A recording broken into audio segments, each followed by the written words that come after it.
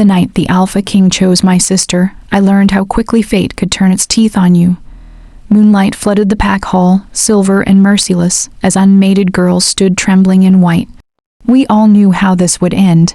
The Alpha King would walk to Alara, beautiful, perfect Alara, and the rest of us would fade back into the shadows where we belonged. Including me, I was only there because tradition demanded it. I kept my head bowed, my heart steady, telling myself I was safe because I was invisible. Then the doors opened. Power rolled through the hall like a living thing, stealing the air from my lungs.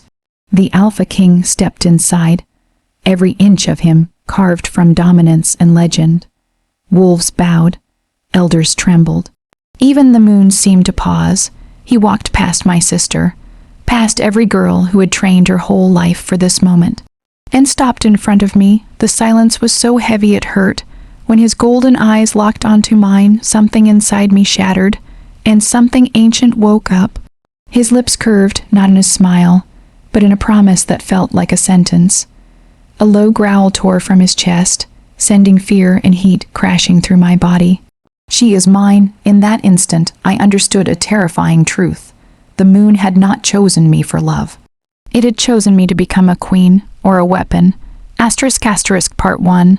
The choosing moon ***. The night the Alpha King came to choose my sister, the moon hung low and swollen, as if it were holding its breath. Silver banners rippled along the stone walls of our pack hall, each one stitched with the crest of the ruling bloodline, a clawed crown soaked in legend and fear. Torches burned with blue flame, wolf, fire fed by magic older than memory. Every unmated girl stood in perfect rows, white dresses brushing the cold marble floor, hearts beating fast enough to betray us. Including mine. I was never meant to be here. My sister Alara stood 2 places ahead of me, tall and radiant, her dark hair braided with moonflowers. She was beautiful in the way the world approves of, graceful, confident, born knowing she belonged. Since childhood, everyone had whispered the same truth. When the Alpha King comes of age, he will choose Alara. Not me. I was only Lyra, the spare, the quiet sister. The girl who hid in libraries and forests, who spoke more to wolves than to people, who had learned early how to take up less space so others could shine. Tonight, I was here only because tradition demanded every eligible she-wolf stand before the Alpha during the choosing moon. I kept my eyes lowered as the great doors groaned open. Silence crashed over the hall, then came the scent. Power, pine and frost, and something darker, smoke and blood and dominance so strong it made my knees weaken. A low murmur swept through the crowd as heavy boots echoed against stone. The Alpha King had arrived. I dared to lift my gaze. Kale Nightfang. He was taller than the stories, broader than the legends, his presence bending the air around him like gravity. Long black hair fell loose down his back, framing a face carved by battle and authority. His eyes, gods, his eyes, burned molten gold, ancient and sharp, like a predator who had never known fear. This was the wolf who ruled all packs. This was the king fate had never asked permission to crown. This was the male who would choose my sister. He stopped at the head of the line. The elder began the ceremonial words, voice trembling with reverence, but I barely heard them. My pulse roared in my ears as Kale stepped forward, his gaze moving slowly from one girl to the next. When his eyes passed Alara, she lifted her chin, serene and prepared. The crowd leaned forward. Everyone knew this moment. But the Alpha King did not stop. A flicker of confusion crossed Alara's face. Kale continued walking. Past her, past the next girl, closer, closer. Each step echoed like thunder inside my chest. No, my mind screamed. This is wrong. This isn't how the story goes. He stopped in front of me. The world shattered. I froze, unable to breathe, unable to move. His scent wrapped around me, overwhelming, claiming. The golden fire in his eyes darkened, his pupils flaring wide as if something inside him had snapped into place. The hall erupted in shocked gasps. Kale leaned down slightly, his gaze locking onto mine with terrifying intensity. His lips parted, and when he spoke, his voice was not fully human. It was a growl, low, possessive, final. She is mine. The words slammed into me like a brand. A ripple of power surged through the hall, candles flickering wildly, banners snapping in an unseen wind. My wolf, silent for years, subdued and distant, screamed awake inside my chest, answering his call with a force that stole my breath. No, no, no, no, the elder stammered, "Am my king? There must be, she is not." Her sister, Ikale, straightened to his full height, eyes blazing as he turned to face the room. "The moon has chosen," he said coldly, "and so have I." I felt it then, the invisible thread snapping into place. The pull of the bond, mate. My sister let out a sharp, broken sound behind me. I didn't turn, I couldn't. Because the Alpha King had reached out, his fingers closing around my wrist, heat searing through my skin where he touched me. "Do not fear me, little wolf," he murmured for my ears alone. "I have been searching for you longer than you know." Tears burned my eyes. I had never wanted a crown, never wanted a king, never wanted to be chosen. And yet, under the ruthless glow of the moon, the most powerful wolf in existence had claimed me before the world.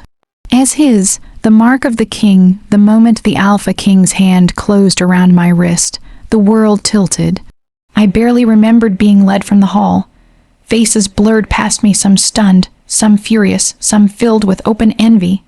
My sister's grief cut through me like a blade, but Kale never loosened his grip. His touch was warm, grounding, unyielding. Possessive, the massive doors of the pack hall shut behind us with a thunderous boom, sealing away the chaos.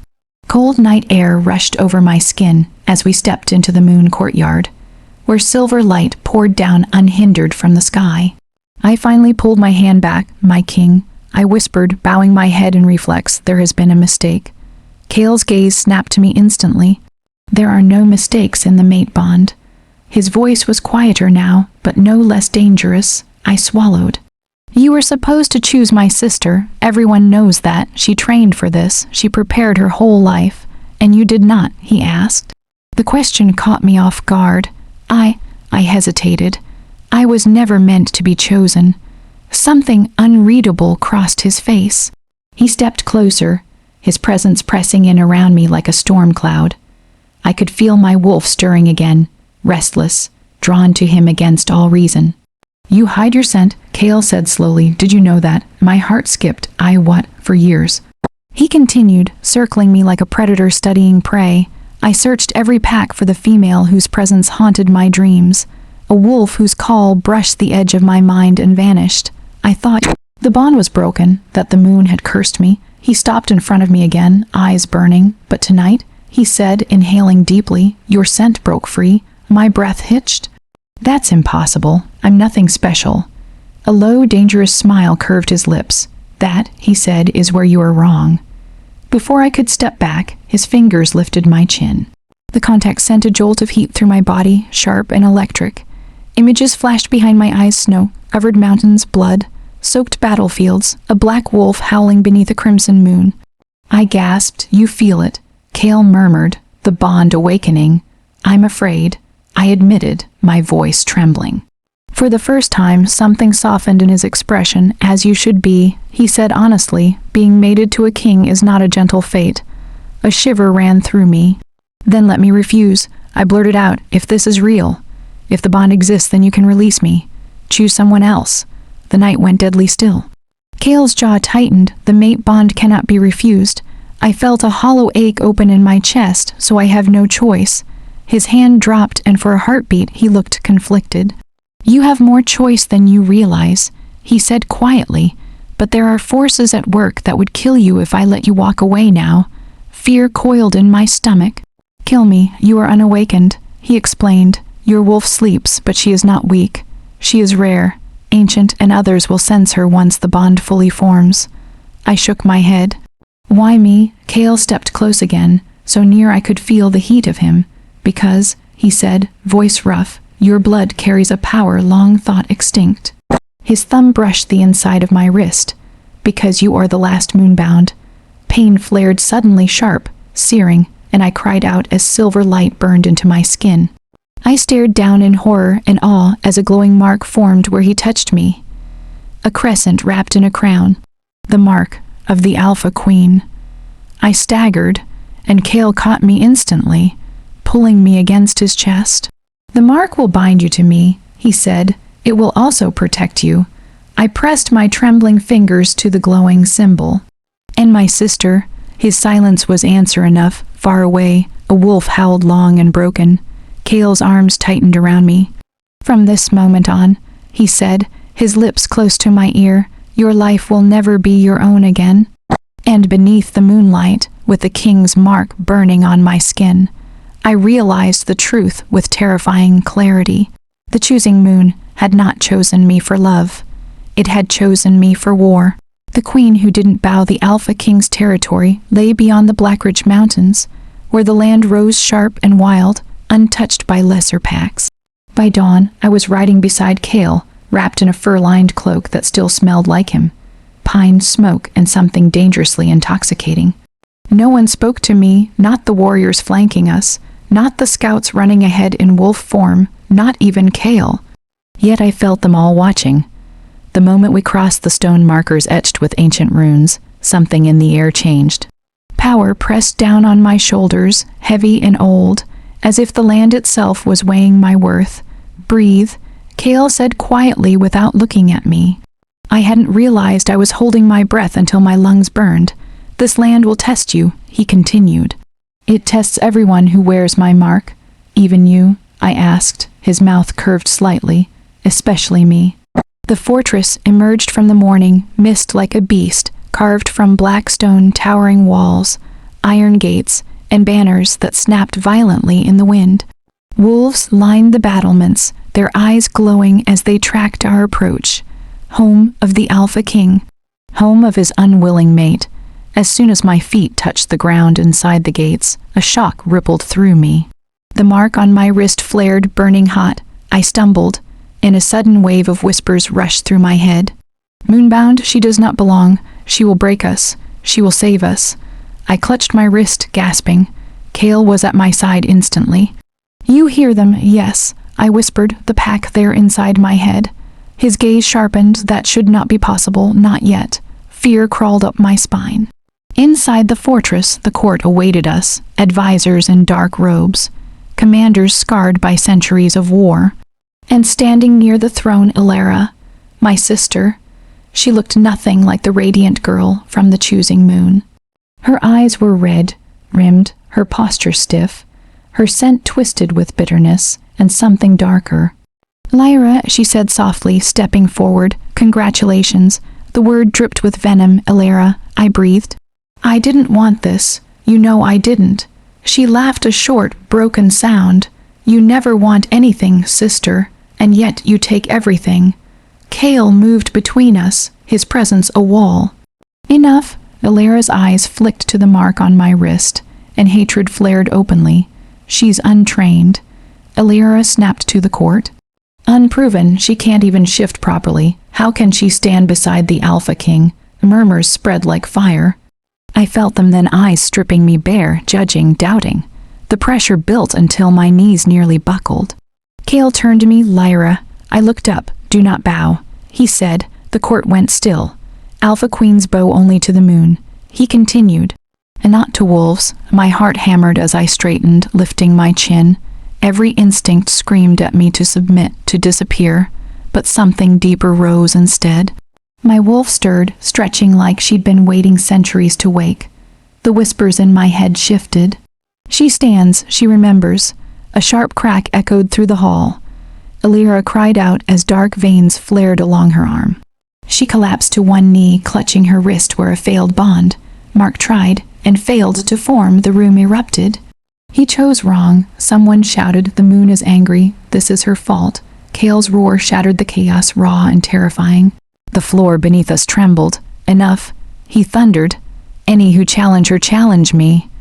His hand closed around mine, heat pouring into me through the mark. Power surged wild, silver, uncontrollable.